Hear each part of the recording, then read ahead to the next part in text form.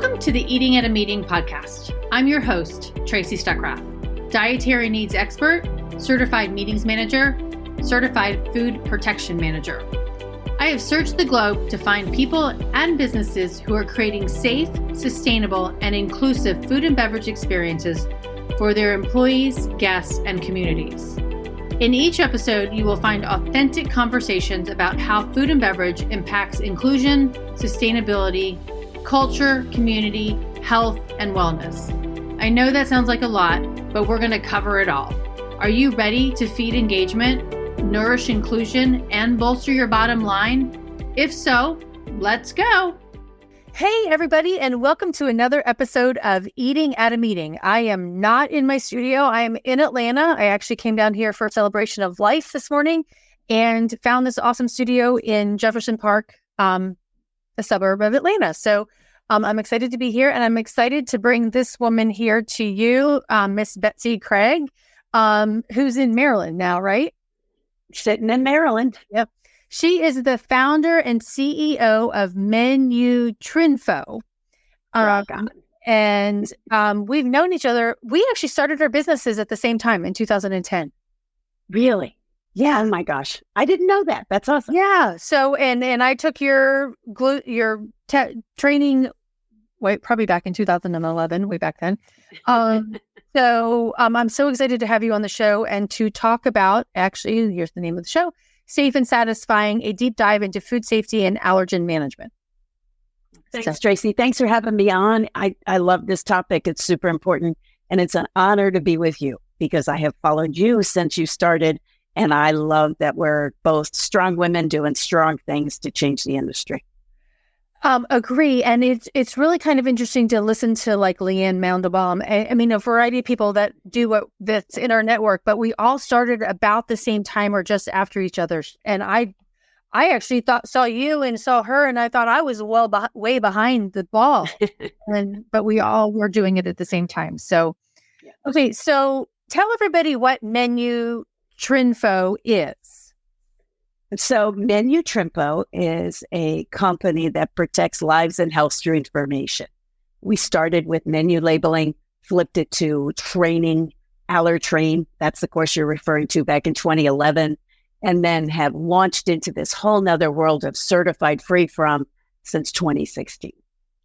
Okay. Certified free from. So I love it, but there's so many people who explain that. And that's packaged products, I'm assuming? It is packaged products. So certified free from is an ISO accreditation, international standard that Menu Trinfo owns through ANAB here in the US. And it means that we hold people to standards and scheme that they will do X in order to say they are free from allergens. So instead of saying we're dairy-free or making a cute logo that says we're peanut-free, we go in and certify and make sure they're doing what they say, they're testing. Yes, it's mostly products. However, we began in colleges for a location or a dining hall for the diners that needed to be safe on a campus. Oh my gosh, that just reminds me. Somebody posted in my Eating at a Meeting Facebook group that they were just at a college campus and they had a sign with your logo and it said, and I'm like, hey, that owner of that company is on my show on Wednesday. Right on. That's great. Yeah. Well, and that's really good because, and we can jump back to that too, is back, and when, I don't remember when it happened, but that college that got sued, the Justice Department found them, I'm going to say guilty, of not providing accommodations for the students that had celiac disease and food allergies. And they were fined, $50,000? And so that was 2012, Lesley University, gluten-free, what's the claims, 50 students, class action, $50K, got to clean it up, got to do it right. Yes, that changed. And that's why the universities are so far in front. And for your folks that are listening that are meeting planners or on location, if you can find a certified free from space or even an Allergen space that we manage, those spaces can make your food for you very, very safe. Right. And then there's one of your workarounds. Yeah. I mean, but it's so hard because I think meeting planners struggle, and I'm I'm a meeting planner and I struggle with this too, is like, oh, well, we can't say that we're free from, right? Because we have we're making all of this food in this kitchen in this hotel or this convention center, and we can't do that. We can't promise you that. And so that's where you get like the allergy friendly or gluten friendly or what can you? It just hurts. That just hurts. I hate that terminology, Tracy. You know I do. Or actually, if you don't know I do, you're going to know I do. Because to me, it's not friendly to say we can sort of accommodate. I think it's a cop-out. I really believe any commercial kitchen can take a steam table tray that's clean and fresh, lay down some deli paper, lay down some foil, make fresh ingredients, make it first in the day, make it segregated over to the side, cook it in a covered container, cook it in a separate facility, cook it in an oven. Even if all you have is a flat top grill you're making everything on, you can put a frying pan on top of that flat top and cook it in the frying pan. Allergens don't jump up, with the exception of steam from shrimp, which is the only time I have heard regularly somebody having a reaction. And I've only heard it twice in 15 years. You can make things safe. You can cover it. You can contain it. There are ways to work around it. You can make an allergen safe meal, period. If I could go on for one more minute on this, I will tell you that one of the first things I did in the industry, 2011, I was interviewing a guy in Chicago at the National Restaurant Show who had a whole bunch of Italian concept restaurants. And I said, how do you do gluten-free pasta? Because in 2011, nobody knew gluten-free was going to stick or stay. It's kind of allergen-free now. And he said, well, it's really easy. We just boil the pasta first thing in the morning and we put it all in pre-portioned Ziploc bags before we take anything else out. And I said, what happens if you run out? He goes, then we run out. We won't try to make more at 6 p.m. We want the people to be as safe as possible. I was like, okay, that's brilliant. Their sauce was gluten-free, so they just use the sauce to heat the pasta. They're done. And they serve it in this big, huge Italian restaurant. They had 7 outlets and it was blowing up for customers wanting it. So there's always a way, always a way. Right. Well, and that reminds me of my financial advisor actually owns 2 restaurants, one being an Italian restaurant, and his wife can't have gluten. And I don't remember if she's celiac or not, but he always put flour in his cheesecake in the cheese section of it. Right. So she's like, here's some flour. Can you try this? Right. Can you try this? Different flour. Yeah. And he's like, there's such a minute amount of it in there because he's like, I'm going to make sure that I taste this and then I want to eat it. And he's like, he sells out of it every single night. Yeah. Yeah. Because, and there's people taking pieces of it home with them because it's so good. Right. Okay. So we've talked about certified free from, and there's so much to unpack in all of this things in how to do this. And I like the fact that you just explained, put a cover on it, cook it on aluminum foil, which reminds me of the whole Burger King ordeal about cooking the Beyond Meat burger or whichever one they did. And just put aluminum foil on the grill and cook it. Yeah. Right? Kind of simple. Yes. I know you sit, in the last time we chatted, I found out, and because I didn't know, that you sit on a lot of food safety committees in different associations. Can you talk about what those are and what you're seeing in food safety? I would totally love to. So when we started doing this back in 2010, 2011, I got myself connected to the CFP. CFP stands for Conference of Food Protection. They're the folks, 600 plus professionals from around the country that help the FDA come up with the food code every 2 years or any addendums or changes. I jumped in that committee. I started putting proposals out to change it when it came to food allergies. I tormented them with putting all different things there. I wrote them wrong. They just tolerated me. The bottom line is they are the ones that handle the food code. And this year I get to be the chair of the Allergen committee for the next 2 years. It's a beautiful committee. I actually think that, well, you know what? I will see if they're still allowing us to put anybody on there. We're a committee of a whole bunch of folks. We have all different sectors represented, from consumers to attorneys to food safety professionals, people that I won't name out here, but there are people that quite well that are on the committee. So we got a great smattering across all the different stakeholders. But that committee is responsible for even just the changes that came out at the end of last year in the food code. And we had three major changes that came out having to do with naming sesame, labeling allergens and bulk, as well as the training mandates. And two out of those three were items I put out 8 years ago. Wow. So I'm seeing work come to fruition, and I get to continue on the work. The other piece that I'm on is vice chair of a committee, and that committee is for the International Association of Food Protection. So that's an international committee. I am on the Food Safety Assessment, Audit, and Inspection, PDG, which stands for Professional Development Group. And I just got voted on as vice chair for 2 years, and then I moved to chair for 2. And that is, that's not just leaders from the U.S. I mean, that is from global. And it is amazing to hear about assessments, allergy assessments, food assessments, in all the establishments your folks are working in and working with. I want to take it from that committee to, and you just mentioned the food code was updated. So and I've talked about this with Jen Jobrack a couple of months ago. Yep, a couple of months ago. But so the one thing that annoys me about the changes, and I would really, we said the sesame and then allergens being labeled on unpackaged food. The thing that got the news was the line about dogs being able to eat at, outside facilities of restaurants, right? That's what caught people's attention for the news channels, right? Yes. Not the fact that it is. Not the fact that unpackaged food at restaurants must be labeled. That's not mandated yet. Right, yeah. Yeah, it's not. That is a conversation still happening. If I had my way, we would do what they're doing in Europe 8 years ago, which is if I give you $1 for food, you tell me what's in it. Right. If I buy a box of crackers off the shelf, I can look at the label. Most of the time it's accurate and see what's in it.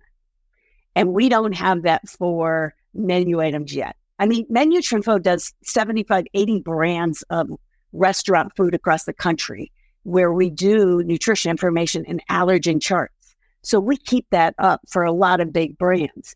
However, it's not mandated. So it's forward thinkers that are doing that. Getting it in the food code is going to probably take, just to be frank, probably another 10 years. Wow. I don't want to make it seem like it's something that's around the corner. There's a huge desire, but what's more on our radar right now is dealing with the precautionary labeling statements, the PALs, that came off of the 2004 FAUSPA, the feds. When they put in FAUSPA, they said you can use these declaration statements. There's 31 of them out in public today. None of them really make any sense to anybody. There's no standard. There's no, so that's wicked confusing. So let's explain that to everybody listening to this. So the FAUSPA is the Food Allergy Labeling and Consumer Protection Act of 2014. 2004, thank you, sorry. That came out and talks about allergens and labeling of that. And the code, the statements that she's talking about are those ones that may contain or produced in a facility that may contain this, or so there's 31 of those statements. I have counted 31 different statements that I personally have seen. Everything from made in a facility, shared lines, shared facility, shared building, shared storage. It's like, what does shared mean? Are we kissing? Are we holding hands? Are we dating? Do we not even know? Oh, we just broke up. I mean, you can't, it's that arbitrary.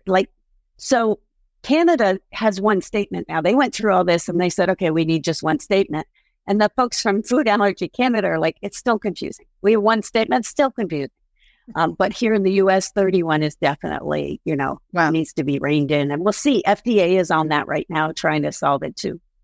Well, and then it's not even just those packaged foods. Then when you go into an establishment, they have created their own wording of, hey, this is a facility that, we only do gluten friendly, or we only do this. I was just about to say, there's your friendly word, my friend. Right. There's your friendly. Okay. We're allergy friendly. Really? What does that mean? Right. Exactly. And it's a hug without a squeeze. So doesn't work for me. No, give it to, make sure that I'm safe. And to me, you are a food establishment. You have guidelines from your state, your city, the FDA on what you should do, and you want to make money. Yeah, but they don't have great guidelines when it comes to this. And 99% gluten-free is like, hey, I'm 99% not pregnant. I'm still buying Pampers with my 1%. Like, come on, you can't do this and have it be okay. And then, we have been certifying gluten-free for over a decade, but we don't certify allergy-free. We are just pushing for that finally now. It's like, wait a second, we've got to level this up. There are consumers whose lives are based on this, and it's necessary. Well, and I mean, I always tout the number of 32 million Americans, but all the people coming from Canada and Europe and Australia who food allergies, I think it's like 240 or 50 million people worldwide. Yeah. And when you have international attendees coming from Europe whose standards are much stricter than ours on labeling, you as a meeting planner or as a venue that's hosting them should know what they expect.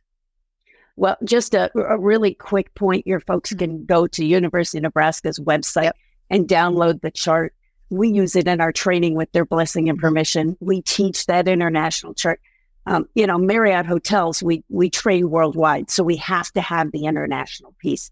Right. So knowing what allergens matter to every kind of consumer is vital. Right, exactly. Yeah, and I have that chart in my my course, and I can give the link to Boo too. Okay, so over the course of these 13, 14 years that you've been doing this, what has been the most, I want to start with the challenging. I want the challenging and the most rewarding part of it, of getting buy-in for this. The number one most challenging piece that I feel today, and especially over the last couple of years, is trying to get the consumers to be looking for the solution without having a gazillion-dollar budget to market to them and say, look for CFF, look for this seal, go trust this. The challenging part is it seems to be falling on deaf ears, and I know they're not deaf ears. Mm-hmm. They just don't know about it. As somebody said to me recently, this is the perfect solution nobody knows about. I'm like, I gotcha. How do I get it out there? So that has been probably my biggest challenge as a business owner behind COVID. Okay, let's just say half of our clients shut down overnight, and we're a small firm and we got smaller, thank God, and we're still functioning, thank God. But, all of those business things and everything costs 3 times as much and you get half as much as you used to. All of that's happened. So those are massive challenges, but to hone in on the allergy space, it would be, how do I get the consumer? How do I get people to say, have you been allergen trained? Do you have certified free from? Do you know what this is? And asking for it instead of settling for dairy free, cute little logo. Right. Yeah. No. Well, and it is challenging because when you asking that question, I mean, and I just brought this up earlier this morning, is like, hey, meeting planners typically don't ask their food service providers about their food safety practices in general. 70% of them don't ask that question because we assume that such and such convention center or such and such hotel and caterer has their food safety. My friend Joan keeps sending me this Orlando Sentinel newspaper clips of these restaurants have just been shut down because they didn't meet their food safety inspection. Right? So they're shut down until they meet them. We need to be asking these questions of these properties of who's been trained on allergens, who's been trained in their food handler card or carries that food handler card, and does your front of house staff know? Right. Yeah. And that's the piece we don't have. You'll see a food manager certificate on the wall, but you won't see an allergy cert. And more people are sending me pictures where the allergy certs are up there. So the consumer knows, so everybody knows these folks have been trained. And restaurants being shut down for periods of time while they clean their act up is not, unique. Thank goodness it doesn't happen more. And that's very, very scary. For sure. For sure. Yeah. I'm always curious about when they have a 95 and they didn't get 100, but then I was listening to chefs the other day. So they're like, I don't want the 100. I want, Yeah, you got to know where to improve. The 100 is almost not helpful compared to a 95. Right. And you get points off for things like, an employee didn't have a straw in the cup they were drinking from. So it could be as, I don't want to make that nothing because it is something they're supposed to have covered with, but some are a lot scarier than others. Yeah. So what advice do you have for, I mean, we just kind of answered it, I think, but, asking who's been trained, but do you have any other advice for planners, to ask properties about this? Well, especially when the property says we really only have these 2 dishes we can serve for special diets, or we really can't handle it, or our kitchen has going past our kitchen has every allergen present. Okay, so does most kitchens. How do we work around that? What are your solutions for that? Have you ever thought about XYZ? Have you guys been properly trained to handle that? Sitting through a course, it's why we developed Allergen to begin with, because we could tag allergens for these food service folks, but I'm like, there's totally a way you can serve them. And those solutions are what needs to be the status quo versus the answer of no is the status quo. I just don't think that's the answer. It's certainly not the answer long term when 2 out of every 10 diners, 2.5 to 3 out of every 10 diners needs a special accommodation. Right.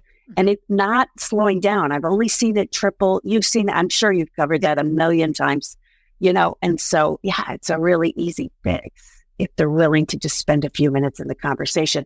By they, I mean, the not the planner, but the person you're talking to at the hotel, at the convention center. And we're just seeing more and more buy-in from industry, but it's still been slow. It's like 20 years to become an overnight sensation. It takes what it takes, but it's been very slow.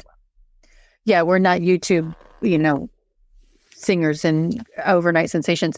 Okay, so I want to go back to the sesame being added, to the list of top 9 allergens, and kind of with this whole food safety thing and, hey, we're not this. A lot we've seen in the news, it's been on NPR, it's been on the Today Show, across the board, that companies are adding sesame to their products when it was never in their product in the first place before, because they don't want to address the new need for labeling sesame in their products. Can you talk through that, especially on the committees that you're sitting on, why that's become a challenge? Well, the committees that I'm sitting on aren't addressing that specifically yet. They just introduced sesame. So I'm sure that will become conversation over the next 3 to 12 months in both avenues, in both of those worlds. I can speculate on why I think they added it and why they did it. The truth is a lot of, especially breads, had sesame in it to begin with, but they named it out as spices. And so with the allergy tagging, instead of just calling it spices, they had to pull it to the front and say contains sesame. The other challenge is that there's a fear factor. There's an absolute fear factor that there's cross contact. We don't know if maybe spices in a chicken dish or a vegetable dish might contain sesame in their spice declaration. And so there's concern about that. Now, where the bounce back really happened and the NPR came out was when literally sesame seeds were put on top of buns. And that all that said to the consumer is, we actually don't care about you. We pretend we care about you, but we don't care about you, sesame people. And okay, I'm about to say something. I got to reword this. There's 1.6 million people in the U.S. allergic to sesame. And they did the math and said, well, it's only 1.6 million people. Let's just put sesame on it and we're covered. There are only 2 bread manufacturers that I know of in the U.S. that don't use sesame. And those 2 I recommend at every chance. And I won't recommend them publicly right here because I haven't checked their formulation this week. But it's sad that there's only 2. And that really limits it to people who used to be able to eat out at certain establishments that didn't contain sesame that now do. Well, and it goes back... This is a whole nother, probably episode, and probably with, her name is escaping me now, but tracing the food, right? Like knowing where your food comes from and knowing who your manufacturers are and, and all that spices or that natural flavor that's on there. Yes. When we do a CFF at a manufacturer, we go all the way to the farm. I mean, we want to know where the product was grown, who packaged it, who sifted it through, how it was packaged, when it was shipped, what it was shipped with before it made it to the loading dock of the manufacturer. then the loading dock, and the manufacturer tests at that loading dock, makes the food, tests at the food, then we'll certify it free from. I mean, that's a whole different level of comfort than fill out this form online and we'll put you on a verified list. It's a whole different level. Right. So what kind of companies are looking for that CFF now? Like wanting to get the certification? We have everything from mom and pop bakeries that are opening an allergy-free bakery. We've had 2 of those recently hit us up, to folks like with manufacturers of flour, Jules Free, Better. Those are flour companies or package companies that people can mix and make at home, versus Red Plate Foods or somebody like a Wafer Foods, which happen to be allergy-free because of the way they choose to make it, so they can stand up. Lulé Sausage, Dr. Shar. We have a number of brands. They're great foods. Wafer is amazing. I love Dr. Shar. I've been eating Dr. Shar for years. For them to finally say, okay, we'll go through what it takes to get certified is fabulous. We have a vitamin company, Smarty Pants. It's a huge international brand. They've been with us for years. The calls we're getting now, we're finally getting calls from people that want to go into the big box retailers, and the big box retailers are saying, we'll let you private label for us, but you got to go take this peanut claim off and make it certified peanut free. And so we're seeing that that's been hitting us big time over the last couple of weeks. And I think it's consumer driven, but buyers and the powers that be inside some of these bigger retail establishments are helping push our cause too. So, okay, there's 32 million Americans, there's 240 million worldwide. I mean, and I don't even know the statistics of the numbers of where this market is going, right? I mean, I know from years ago, it's like, oh, it's going to be this $1 billion market. Yeah. But still people are still pushing back on it. Well, they are and they aren't. The people that understand what food allergies are and allergen-free means aren't. It's 18 plus billion. It's gearing up to, 75 billion by the end of 2027, I think is the last number I saw. Mm-hmm. So the up and to the right is still happening. The people that ate allergy-free for the last 10 years aren't going anywhere. They're just multiplying. And then the family. So you keep saying 32, but that whole family eats allergy-free. And FAIR came out with a stat that's 85 million. I'm like, I think that's probably pretty darn accurate as far as how many people eat allergen-free. I mean, if I have a kiddo allergic to XYZ, it's not going to be in my kitchen. And so the whole family's going to eat that way. So, yeah, I think if consumers are asking for it, if your event planners are saying, what do you have? You only have one option. I need you to do better. I'm going to compare you to XYZ hotel. XYZ hotel chain might mandate food allergy training. So you might want to go ahead over to that brand because they're going to be safer because every executive chef there has been allergy. And so we know that they know what they're doing. Right. Now, what about, franchise owners, right? So, because you mentioned Marriott before, I'm going to say it's going to have a Marriott name, but that hotel is owned by you and managed by me. Right. And I'm not throwing Marriott in here. I'm like, but you could say the same thing for an Outback Steakhouse, right? It's owned. Still a brand standard. The brand standard doesn't matter who writes the check. The brand standard doesn't matter who owns the hotel. If it's the brand standard must be upheld. And that gets looked at on health inspections, on visits. It's standards that they must accommodate to and lead the industry. And hopefully lead it with allergy-free. Not get an allergy-friendly cookie and say, I'm doing great. I mean, really. Right. Get you gluten-free, but not allergy-free. This makes me crazy. Can you tell? Right. Well, and then the allergy-free is not the 170 foods that people are known to be allergic for. It's the top 9. It's 9.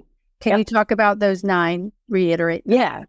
I'm going to get my cue. I'm going to get my little seal so that I make sure I get them all right. Because, I'm under pressure at the moment, but tree nut, peanut, wheat, milk, soy, sesame, shellfish, fish, and egg.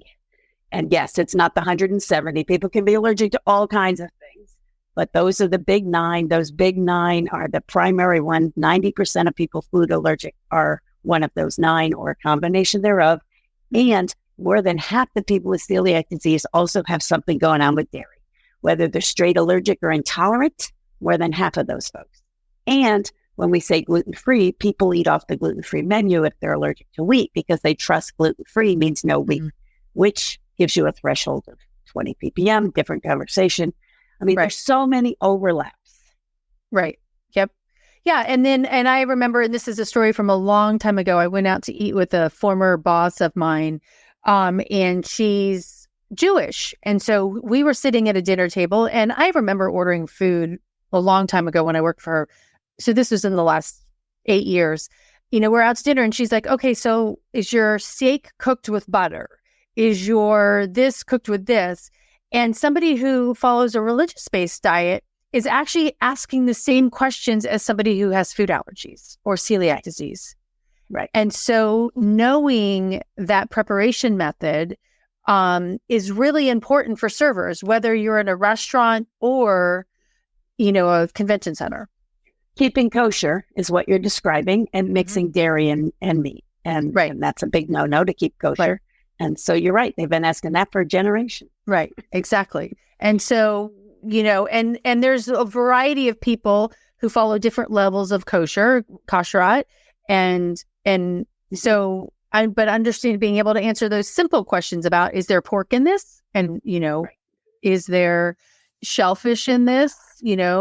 And I do remember interviewing a woman who's vegetarian and diabetic. And she's like, I can't eat in my company cafeteria because they make the vegetable chicken or not chicken. They make the vegetable soup with chicken broth. Yes. I'm like, yes. Mm-hmm. Or they make their rice with chicken bouillon. Right. To add flavor. Exactly. Yeah. Actually, that reminds me of going to an industry event, and the rice, 3 different types of rice, and they were all labeled that they contain gluten. I'm like, what did you put in it? Right. And it was probably cooked with a bouillon that had gluten. Which has barley. Mm-hmm. Well, barley is usually the second ingredient on most commercial bouillons, second or third ingredient. And of course, barley means gluten. So let's change that. I know. I learned that. You can imagine why I learned that. I learned that from no, this actually isn't gluten-free, Mr. Restaurant Owner, but good try. So what aha moments have you seen from restaurant owners or food manufacturers when you're doing this certification and helping them provide safer food? It's a good question. My initial thought is when they push back and say we don't need it, and then they go check with their leadership team and find out that they've settled 4 lawsuits that have cost them well into 6 figures. Wow. Or they say it's not really an issue. It's like buying a red car. Everybody's got a red car. So as soon as you start talking food allergies, no, it's not an issue. And the next 7 times they hear about food allergies, it hits their brain differently. Mm-hmm. The buy-in is easier down the road, but it takes what it takes. Some of the brands are more deaf than others. Mm-hmm. And we haven't even started to talk about inclusion and making sure everybody at the table can eat, but that is vital. And so it don't spout off how you're an inclusive company if you're not making sure everybody can eat. Right. Exactly. And it just reminded me of something Robin O'Brien said years ago too, about with her work in this arena as well. When she first started, is like, but when you go up to the chairman of the board of such and such company and you find out that his kid's got food allergies, then it's like, oh, light bulb, right? But well, that's what happened at Disney. That's why Disney was always number one. Disney is the amazing hospitality company and the gold standard, but they had a C-level executive with a kid with a food allergy. Wow. And that was super impactful. Super impactful. Yep. Yeah. Okay. So do you have, and I'm sure you've got this, but do you have any negative experiences that you've seen, and how can we switch those around in food?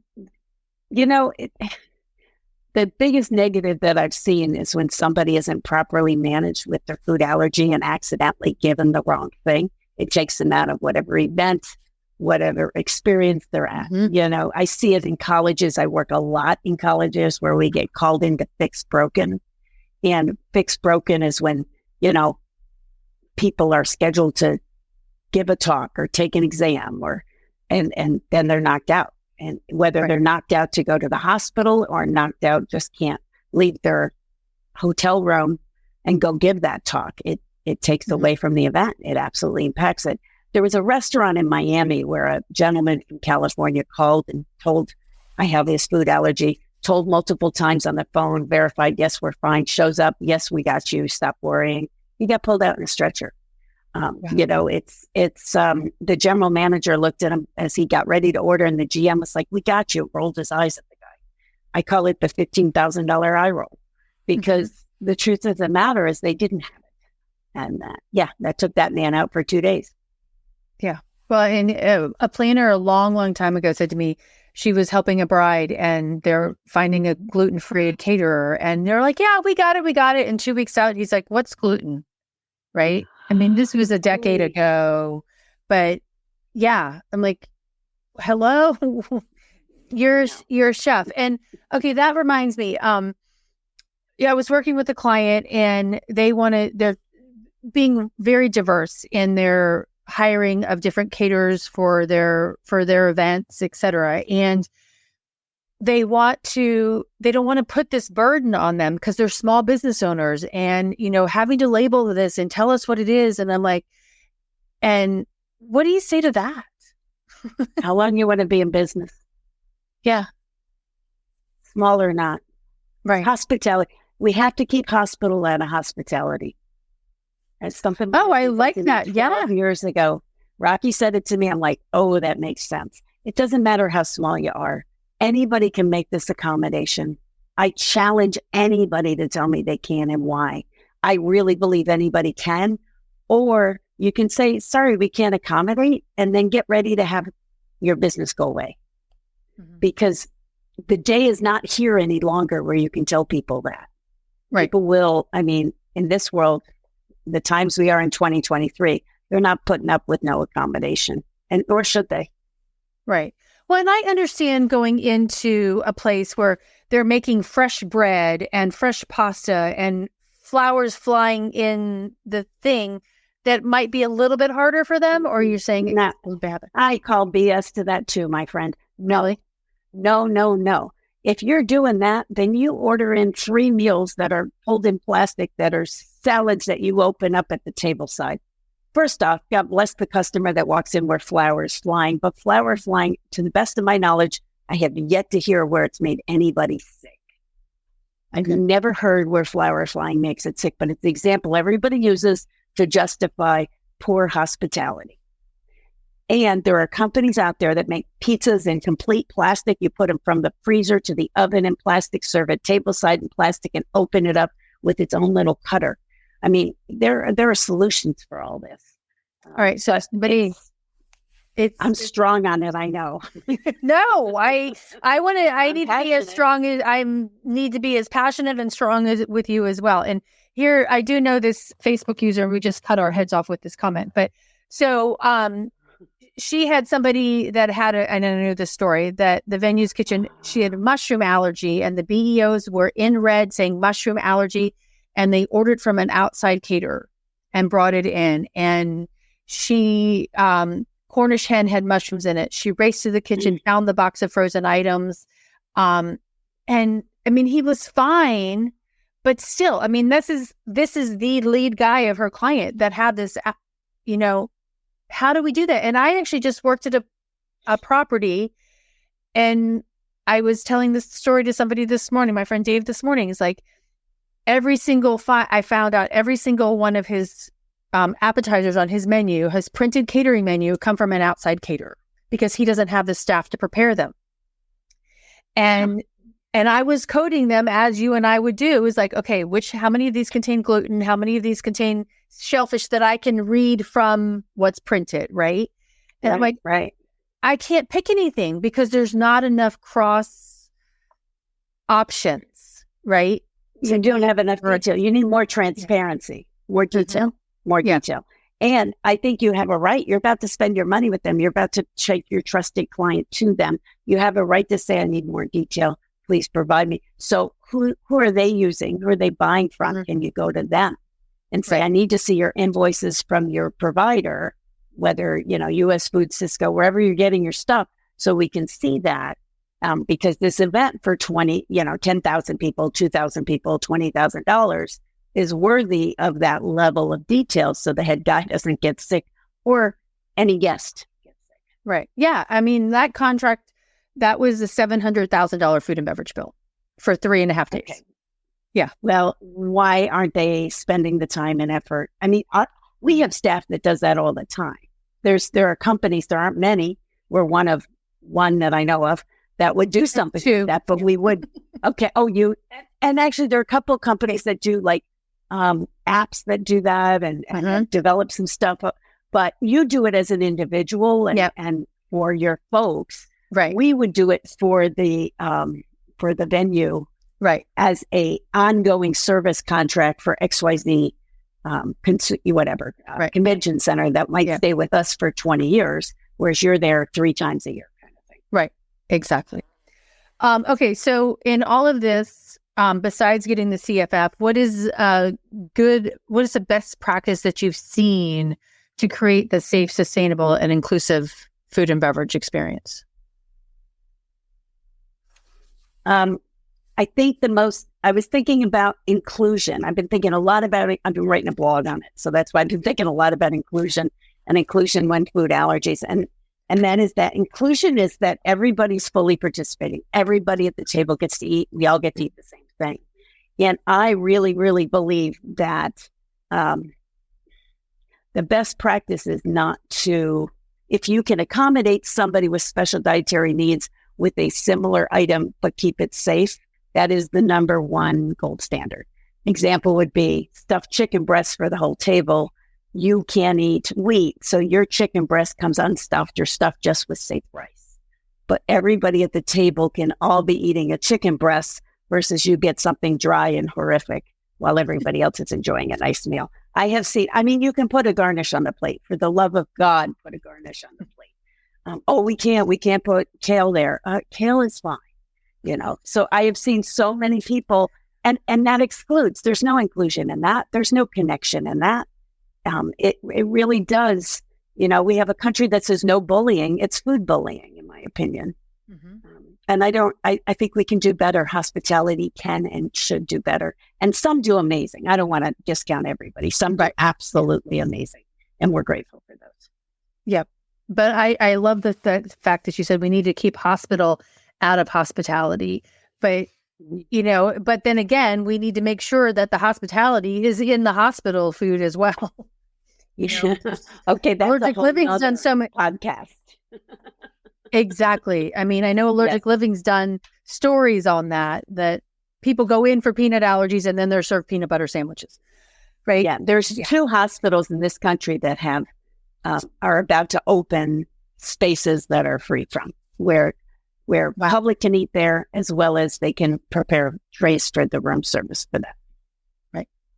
And Allergy Dragon, Martha from Allergy Dragon worked for a hospital for 8 years. So she understands it. I didn't know that was her background, but that's cool. Yeah. Yeah. Well, we'll see. There's 2 coming. I'm not allowed to disclose where they are, but they're pretty amazing locations. And I think it'll be wonderful once they officially open and launch. Right. I'll disclose. Well, very cool. Okay. So Betsy, how can everybody get in touch with you? So the easiest way to get in touch with me is either through LinkedIn or through the Menu Trimpo website. So there's my LinkedIn connect.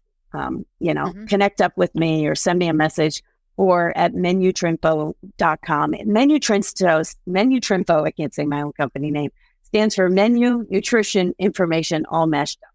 So Menu Trimpo, it's where we got it from. It's hard to say, easy to find us. Please feel free to do so. Tracy, you're up. Thank you. I just put it in the chat. The LinkedIn's not on there, but I'll add it to the LinkedIn one too.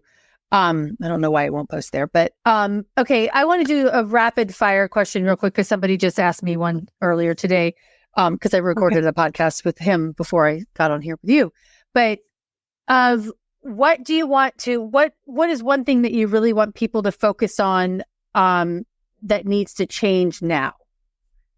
Every single person can eat safely. Okay. And then what do you want people to stop doing right now? Allowing yourself to make excuses. And taking subpar and don't let fear run the bus, and don't take subpar as okay. We can and should be doing better. We are doing well in some areas. We are absolutely doing well in some areas. So thank you, Suzanne, for being here, Betsy, and for that comment. Betsy, you we are collaborating more. That's a statement, not a question. That's a statement. It's done.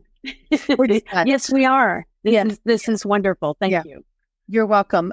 Everybody. So again, Betsy Craig, you can find, where's my little banners here? You can find her on LinkedIn there. And I put the menu Trinfo website in the comments. So thank you, Betsy, so much for being here.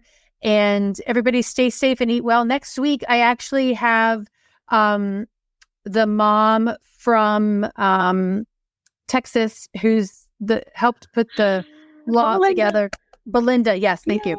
To talk about the Sergio Lopez food allergy law in Texas that becomes effective actually September 1st, was it? Yeah. Yes. She's a rock star. Don't miss that session. She's great. Okay, awesome. Well, very cool. Everybody, until then, stay safe and eat well. And Betsy, stay on with me for a few more minutes, and I will see you next time. Thanks, everybody. Take care. Thanks. Thanks for listening to the Eating at a Meeting podcast, where every meal matters. I'm Tracy Stuckrath, your food and beverage inclusion expert. Call me and let's get started right now on creating safe and inclusive food and beverage experiences for your customers, your employees, and your communities. Share the podcast with your friends and colleagues at our Eating at a Meeting Facebook page and on all podcast platforms. To learn more about me and receive valuable information, go to tracystuckrath.com. And if you'd like more information on how to feed engagement, nourish inclusion, and bolster your bottom line, then visit eatingatameeting.com.